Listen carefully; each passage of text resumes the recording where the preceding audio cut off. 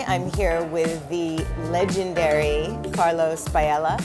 He is the founder of an agency called New, a new agency called New, formerly the creative director of Madre, the Latin American office of Mother, and he also worked at Wieden+Kennedy and has done some of the most memorable, creative, and groundbreaking work in our time. Welcome, Carlos.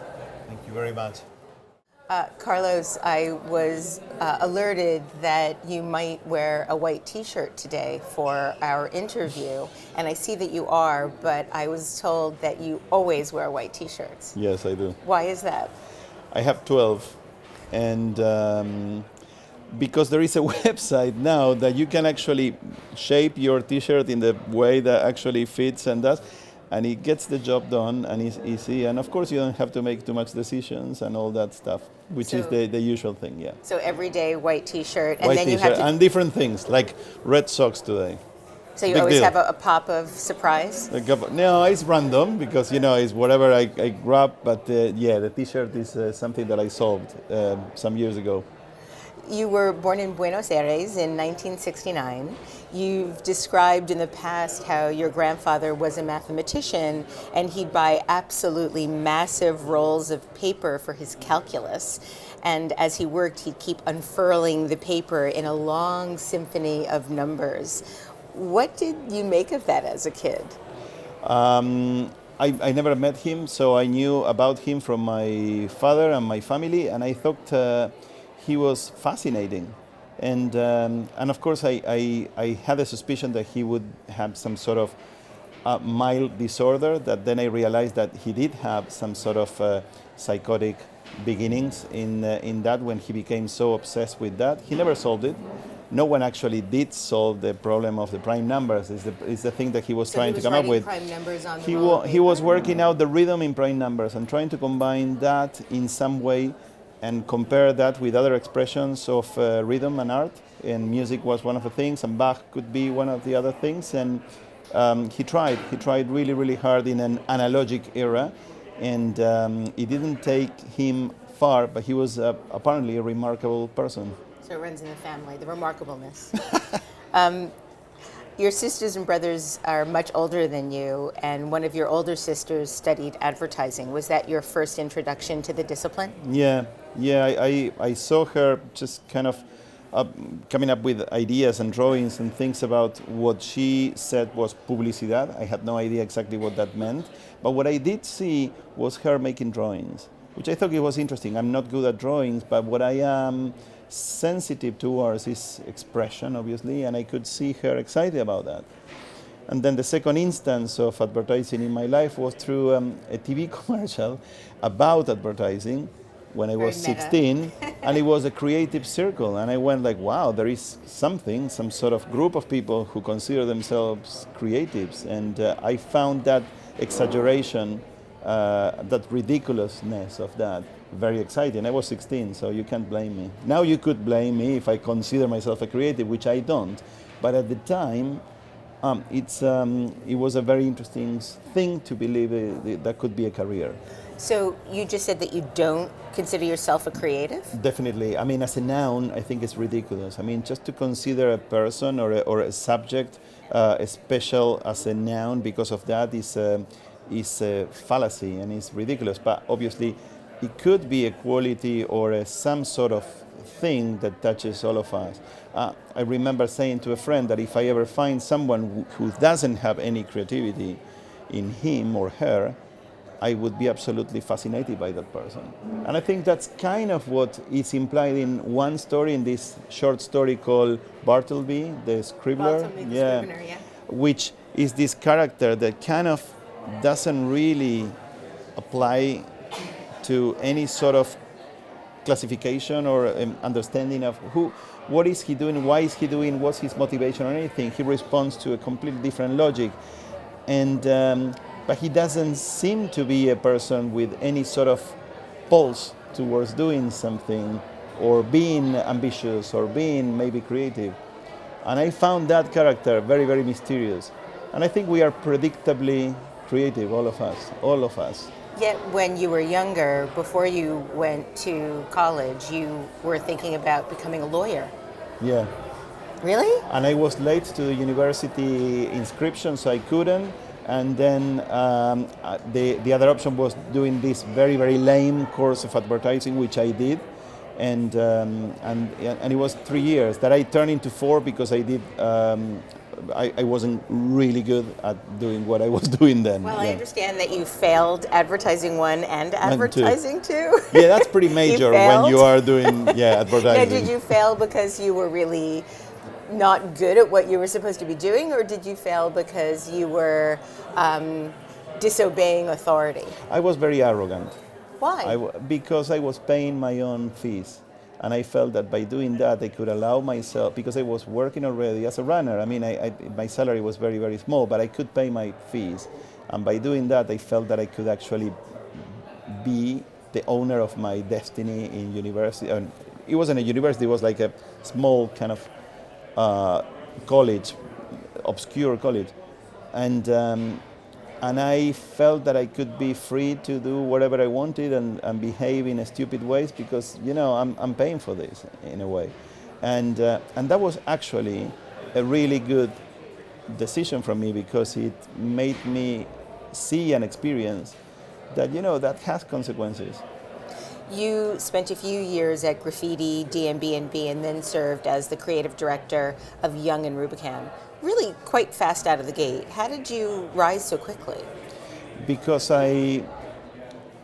my father had a brain stroke, basically, would be the short answer. And the longer answer is, when I was 16, my father had a brain stroke. He was an amazing man and an architect and a very, very interesting character. And all of a sudden, I came to realize that I needed to do something to survive because my father was not going to be able to probably continue working. He did continue working, and he did really well considering the limitations, but that sparked in me a sense of urgency about, starting working early. And I started at 17, I started doing some things, and then in advertising at late 17s or early 18s. And as a runner, which is a very important thing that not many people, I think, do now, because people tend to go as a junior creative or something, but being a runner allowed me to see many different aspects of activity and agency, the client, the sentiment from the client constantly towards the agency. That was an interesting thing. Media, I would go and I would take materials to newspapers and whatever, TV stations. And all that combined made me understand, like no other probably within an agency environment, the complexity and the strangeness of this whole sort of connections that the agency had, and I think because I absorbed that, knowing that I wanted to become something within an agency, I sort of fast forward a little bit my career, and then you could say also, and this is important because it touches a political subject, Debbie. In Argentina, during the 70s, there was a military regime, junta, that made a lot of people leave Argentina, a lot of amazing creative people. And many of them were working in advertising part-time because they were writers or designers or painters or artists or sociologists, and they were working in somehow making some money in advertising, and they had to leave. So there was a gap of a generation there that kind of pushed the youngest in that market to sort of step up and do something a little bit above and beyond what they could. Yet you decided to leave Buenos Aires to do a Master's in Fine Art and Media at Slade in London. What made you decide to pivot in such a dramatic way? A person, he was called Enrique Barilari, and he was an amazing artist from the D&AD Institute in Argentina. And if anyone wants to know about what art was in the 60s in Latin America, probably should take a look at the D&AD Institute in Buenos Aires. And it was this amazing movement of, again, a mathematician founded this group of artists were following him, and one of them was Enrique Barilari. And he was, apart from the world champion, according to himself, of amphetamine consumption.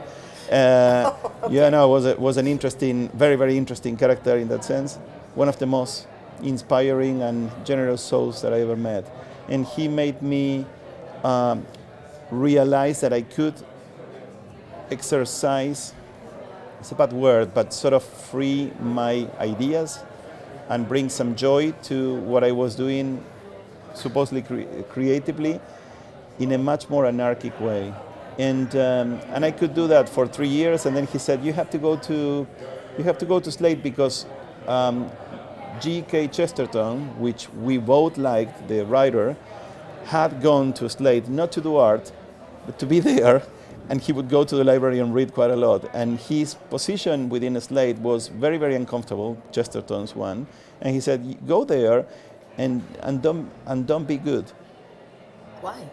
Because he thought that I should be very alive. There is a story by Unamuno that I think is great. And Unamuno, the Basque writer, the Spanish writer, used to be in a choir when he was a kid.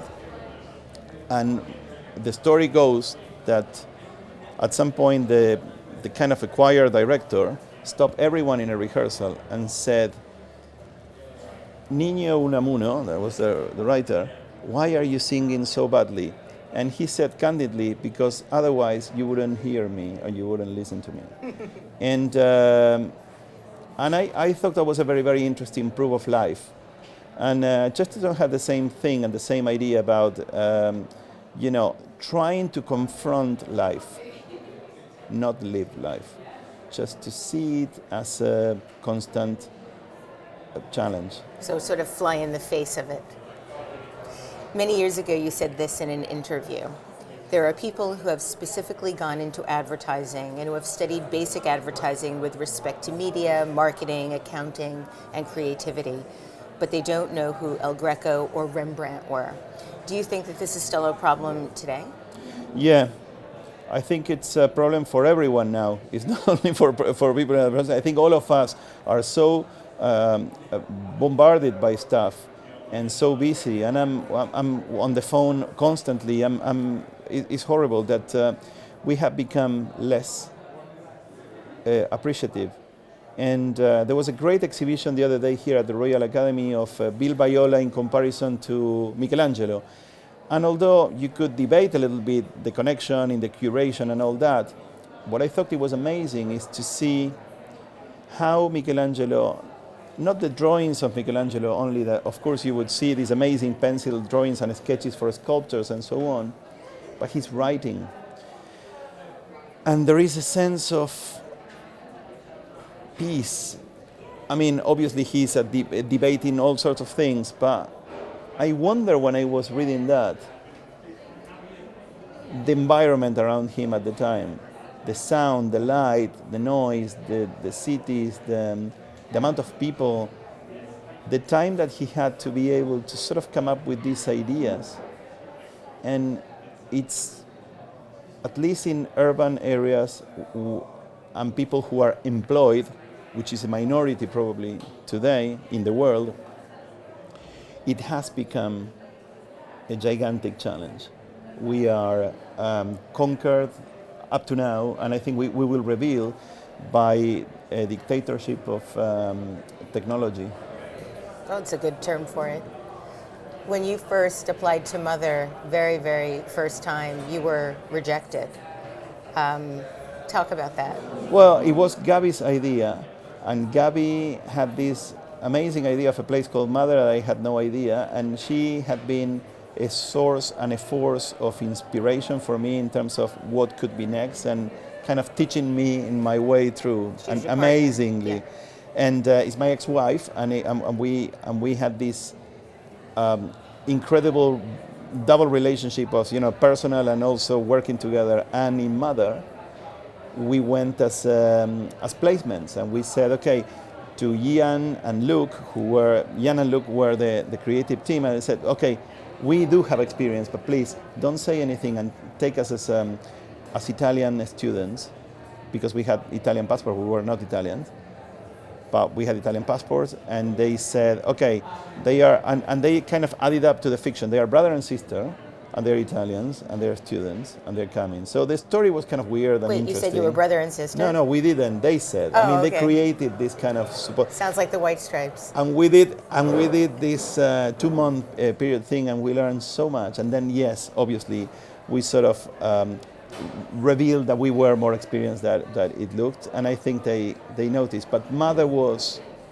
a crucial instance in which we could see how elements of what we had learned in other things apart from advertising could be applied.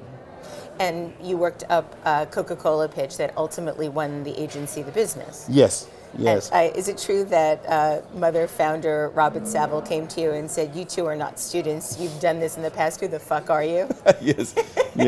He said that, and Mark and him decided to see our reel, and they were laughing because we had won awards, and we had been in business for about. We were 28, so I had been in 10 years, and Gabby had been for about 8 years.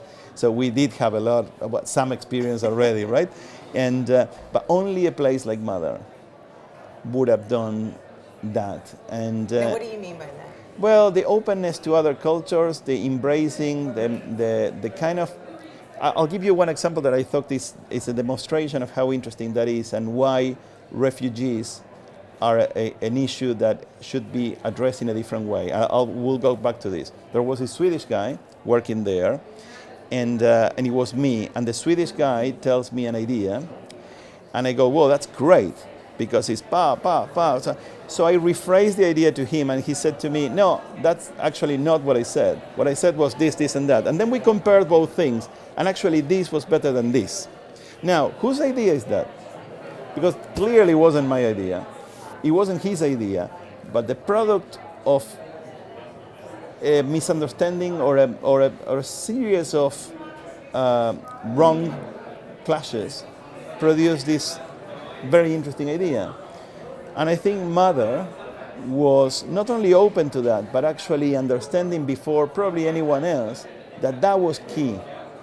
And what I mean by refugees coming in, I'm actually talking about that conversation between a Swedish guy and an Argentinian in London. Those accidents can be a solution for humanity in many instances and many aspects, from science to art, from technology to education. And we need to embrace the fact that this direction of communication only is incredibly narrow and limited, and we have everything around us that is probably, ready to jump and tell us something interesting. We just have to be open. In 2002, you left Mother to run Wieden+Kennedy's Latin American division from Portland. What made you decide to do that after all the success at Mother? Nike and Dan Wieden. And I went to Portland with Gabby to see how Portland was, and then I met with Dan Wieden, and it's very difficult not to fall in love with a guy who is so calmly arrogant. But I'm saying this purposely because Dan wasn't arrogant. Dan was a constant defier of a status quo, but in a very, very calm way. So you could see inside of him there were flames of wanting to do new things, and that's a positive arrogance, the one that comes with an interesting ambition. He was, and he is, but he was at that time, for me, a key to a next stage in which I knew I was going to learn a ton from Nike, from people around, from Susan Hoffman, who was enormous in my career, her influence, Dan Wieden, and obviously a bunch of people who were there, like a group of people who were really in a situation of enormous possibility. They believed that they could do quite a lot of things. You were there for just a short time, but it seems like it had a fairly profound impact on the way you work. You went back to Mother in 2004. You were asked to launch the Latin American branch of Mother, which you aptly titled Madre. Yeah, we changed and we thought it was really interesting. We changed because we didn't want to be another kind of outlet of this company in a simplistic way. We wanted to be our own thing in a way within this bigger thing. And mother said yes. And that reveals pretty much what Robert and Mark and the guys are about. They have that level of that elasticity and that possibility. And yes, we did that, and that was 10 years. And it was hell. It was very, very difficult. To start a whole new office? Coming back to Argentina. Advertising is so much more revered there. No? It's incredible. It's very, very... There are lots of actors and powerful actors, and we knew there was going to be a little bit of great that these guys are coming back, and at the same time, who do you think you are type of deal. And we saw that happening. At the very, very beginning, we brought a different sort of practice to advertising that was the way that Mother used to do things. That was very much in conflict with the typical way in Argentina of driving things, driven by personality and just a small bunch of people, group of people. And in this case, we're trying for everyone to participate, everyone to have a voice. And that sense of democracy was perceived in the beginning as a little bit snob. Why? Because it was like bringing Denmark to, the west side of Buenos Aires. It's like it was perceived as a little bit of a luxury. I mean, it cannot be that, it cannot be real that everybody is sitting at a table and they have a voice and all that stuff. It was felt like contrived. And actually, Debbie, it was contrived. At the beginning, we had to force that culture. I love this quote of yours. You've said, Argentina is the result of an explosive combination of influences from 3 or 4 big waves of immigration after the initial Spanish colonization. Because Argentina came out of that sort of big bang. If you put an Italian alongside a Turkish and a Jewish Polish next to the house of a Croatian in hot, sunny Buenos Aires, you will have either a big idea or a huge street fight. And I think it's in a way that's a really interesting dynamic that happens in Argentina, and you have to add that a sense of confidence that is completely unjustified and is amazing. And where do you find that? How do you get that confidence if it's not justified? There is a writer that writes about Argentina, and is Nicholas Shumway. And whoever wants to know about Argentina should read The Invention of Argentina by Nicholas Shumway. And from US, he talks about one thing that unites societies and is what he calls a referential fiction, which is a sort of stereotype that societies create of yourself in order to kind of be guided towards and move forward. And Argentina has created characters in literature and in music, and the characters are, one of them is a tango singer called Gardel that was very important for the kind of imagination of Argentina, this kind of very, very charismatic guy.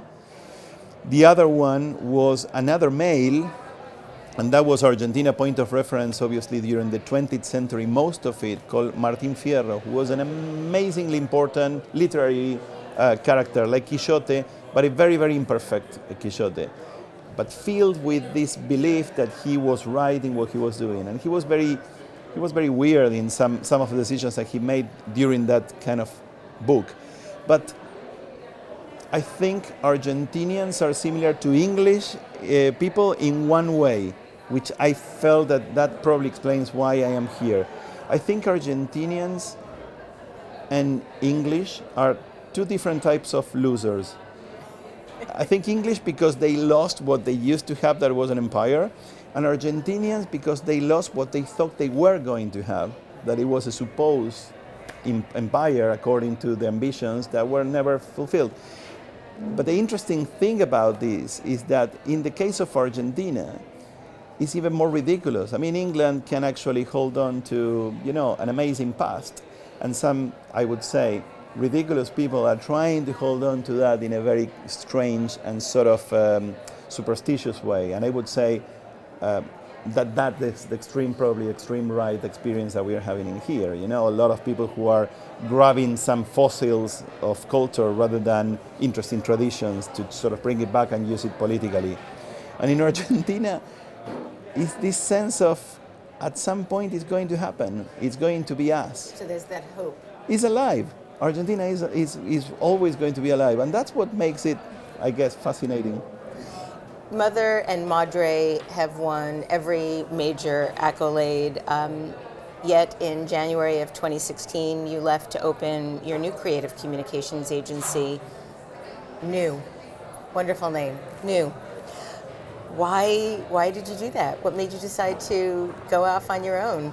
You have a partner, or several partners. Mathematics would be the beginning of our conversation on mathematics, and it would be probably an interesting bracket on the other side. I think one aspect that I was very furious about and very curious at the same time was the use of data and analytics in the world of social sciences in particular. And it's how can you actually try to merge something that deals with a sense of certainty when the nature of humans is completely uncertain. So how can you actually put those two things together and pretend that those two things work? And I read this book that is purposely called Social Physics by Alex Pentland, and I got very, very interested by the level of ambition of that idea.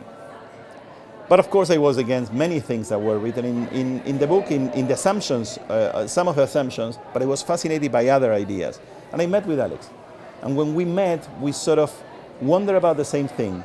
And I said to him, when you talk about this, in reality, human nature always will reveal itself as unpredictable, and creativity is about unpredictability in many aspects. So how do you put that together with, that is a fundamental element of humans, with data analytics on humans?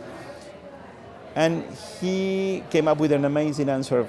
For me, at least, that was, I have no clue. And I think it would be interesting to sort of see how we sort of merge creativity with what I do. And that's how New kind of started, with a lot of questions. You are already doing work with NASA. What kind of work do you hope to be able to do? There are two things that we are doing right now. One thing has to do with EGS and has to do with Kennedy Space Center. And we worked on branding of a particular program, and with a sense of pride that I don't think NASA has quite worked on for the last 10 to 15 years. Absolutely. And the Obama administration had two sides of a coin on that one, because he brought and welcomed, rightly in many senses, but dangerously in others, all the Silicon Valley genius into NASA and the world of NASA, and mostly in Cape Canaveral. And the exploration, he would say, Obama would say at that point, well, deep space exploration, the most ambitious side is going to be NASA. And then the short distance exploration of space, we're going to give it to private companies to kind of do that and make it more efficient, so we can be more ambitious with NASA. The problem that had is that he didn't, probably, Obama, count on the level of ambition that was going to come from Silicon Valley. Basically, you say, so dear Elon Musk, you're going, from now on, you're going to just limit yourself to throw some rockets and put some satellites out there. And of course he would say, of course we'll do that. And 48 hours later, he was saying that he was going to get to Mars 20 years before NASA. And because that's the nature of those guys, and they are amazing in that sense. And so they brought quite a lot of explosion to a place or to a platform that was maybe too comfortable with itself. And then NASA realized that it had to redefine their own narrative. So every time people would see around the area of Cape Canaveral a rocket going, would go, oh, that's a SpaceX thing, right? Because actually many rockets were SpaceX and not so many rockets were NASA, because NASA was dealing with deep space exploration, the most kind of ambitious ones. But that thing brought back a backlash, a cultural backlash, that was not very positive.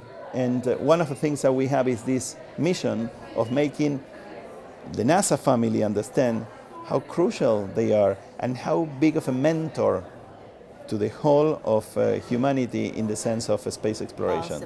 They are the mentors. So that's one thing. And then we have this very interesting and fluid partnership with JPL Creative Labs. And Dan Goods is giving a talk here, and he's the one that told me about the T-shirt. Okay. Okay, I hate that guy, you know. Carlos, my last question is also about NASA. When you began working with them, I understand you took your son along and you both shared a meal with an astronaut. That must have given you Father of the Year. What was that like? It was not only amazing because of that, but also because we came back to London, and one of the obsessions that I have is with one sweet spot of humanity in regards to space exploration. Is the 8, 9, and 10-year-olds of the world. Yes. Those kids who are still in the situation of not being cynical about anything, incredibly imaginative, but they know that those spots in the sky and those little lights and everything are something very, very specific now. So they have the basic amount of knowledge and the basic amount of naivety that are perfect for invention. And capturing their imagination now, as NASA did with Walt Disney many years ago, is essential, is crucial. So that's why Domingo, among many other things, Domingo would have come with me if he was 4 anyway. I wanted to take him. And then we came back to school and we gave a talk together, him and me, to everyone in school. He was terrified. I was pissing myself. And we did together a little talk that I think was very, very important for us to recognize through the eyes of the kids and also their own questions what a crucial subject this is. Carlos Bayala, thank you so much for joining me today in this very special, short little episode of Design Matters at the D&AD Festival in London. Thank you so Debbie. much. It's an honor. It is for me. Thank you.